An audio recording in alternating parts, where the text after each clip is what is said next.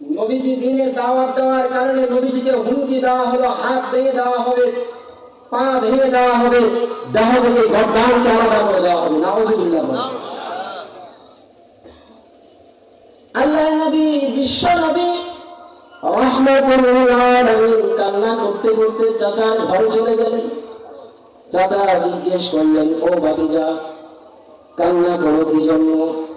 বলে, আমার হাত ভেঙে দিলে, পা ভেঙে দিলে জন্য কান্না করি না, আমার দেহ থেকে গর্দান আলাদা করে দেবে এজন্য কান্না করি না। আমি কান্না করি যে উম্মতকে দ্বীনের দাওয়াত দিয়ে, ইসলামের দাওয়াত দিয়ে, দাওয়াতে তাবলীগের কাজ করে জাহান্নামের পথ থেকে ফিরা জান্নাতের পথে পরিচালিত করতে চাই। ওই উম্মতগুলো জান্নাতের পথে পরিচালিত না হয়ে উল্টো আমাকে হত্যা করে জাহান্নামে যেতে চায়। মুহতারাম হাজিরিন, আজকের সমাজে একবিংশ শতাব্দীতে এসে উলামায়ে কেরাম যখন উম্মতদেরকে জাহান্নামের পথ থেকে ডেকে ডেকে জান্নাতের পথে পরিচালিত করতে চায়, উলামায়ে কেরাম যখন বলেছে মূর্তি বানাবে না, ভাস্কর্য বানাবে না, ইসলামের বিরুদ্ধে কোনো আইন পাস করবে না, সেই মক্কার মুশরিক কাফেরদের বংশধর আজকে এসে মুহাম্মদকে যেমন দুনিয়া থেকে হত্যা করার ষড়যন্ত্র করেছিল, আজকের সমাজে এসে মক্কার মুশরিক কাফেরদের বংশধরেরা উলামায়ে কেরামকে জেলখানায় বন্দী করে তাদের জীবনকে শেষ করে দিচ্ছে। কথা বলতে হবে, ঠিক না?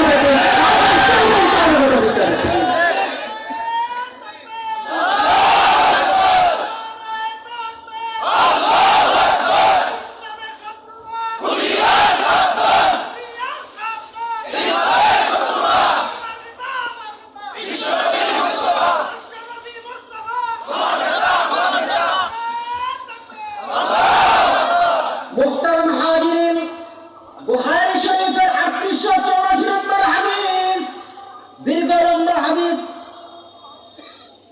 আল্লাহর নবী, বিশ্ব নবী যখন আবু তালেবকে কথাগুলো বলল, আবু তালেব দালায়েলে নবুওয়াতের 2 নম্বর খণ্ড 341 নম্বর পৃষ্ঠার মধ্যে মুসান্নিফ রাহমাতুল্লাহি আলাইহি আবু তালেবের সেই বক্তব্যকে পরিপূর্ণভাবে তুলে ধরলেন।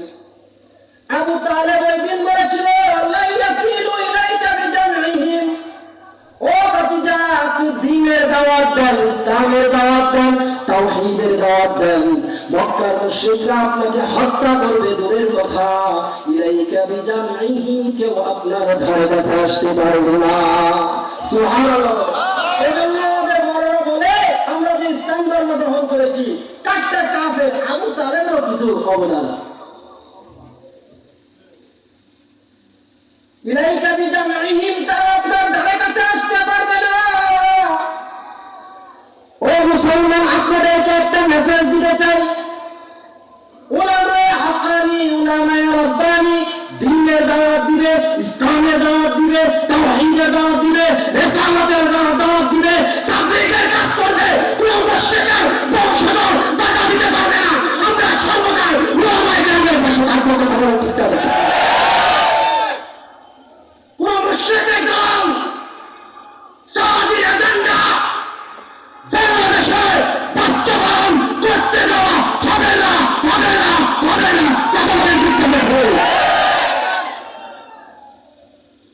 মুহতারাম হাজিরিন, আল্লাহর নবী, বিশ্ব নবী রাহমাতুল লিল আলামিন কুরআনুল কারীমের আয়াত পড়ে পড়ে যখন মক্কার মুশরিকদের ধারে ধারে পৌঁছাইতেছে, আল্লাহর নবী, বিশ্ব নবী রাহমাতুল লিল আলামিন তাওহীদের দাওয়াত দিচ্ছে, রিসালাতের দাওয়াত দিচ্ছে। মক্কার কাফের মুশরিকরা বলে, মুহাম্মদ গল্প, কিচ্ছা, কাহিনী শোনাচ্ছে। নাউযুবিল্লাহ বলেন। আল্লাহ রাব্বুল আলামিন সূরাতুন নূরের আয়াত নাযিল করে জানা দিলেন, ও জিবরাইল, আমার বন্ধুকে জানায় দেন, টেনশনের কোনো কারণ নাই। ওমা হুয়া বিকাউলি শাইর কলিলাম মা তুমিনুন। আল্লাহু আমাদের সমাজে এমন কিছু লোক আছে বলে হক্কানি ওলামায়ে কেরামরা, এটা তারা তাদের মন গড়া কথা বলে, এটা এখানকার কথা না।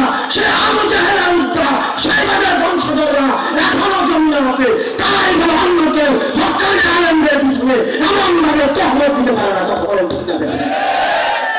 আজ থেকে হক্কানি ওলামায়ে কেরামের কথার পিছনে তহমত লাগানো লাগে। রব্বে কারিমের সূরাতুন নজমের নাযিল করা এই আয়াতের কথা একবার মাথায় রেখে তারপর বলবো। হক্কানি আলেমদের পিছনে তহমত দেওয়া সহজ কথা না, কারণ হক্কানি আলেমরা হলেন নাইবে নবী। শুধু হক্কানি আলেমরা জানাজার বিয়ের সময় লাগে বিষয়টা এমন না। আমরা তো মনে করছি হুজুররা শুধু বিয়ে আর জানাজার সময় লাগবে, কথা ঠিক না? আমরা মনে করছি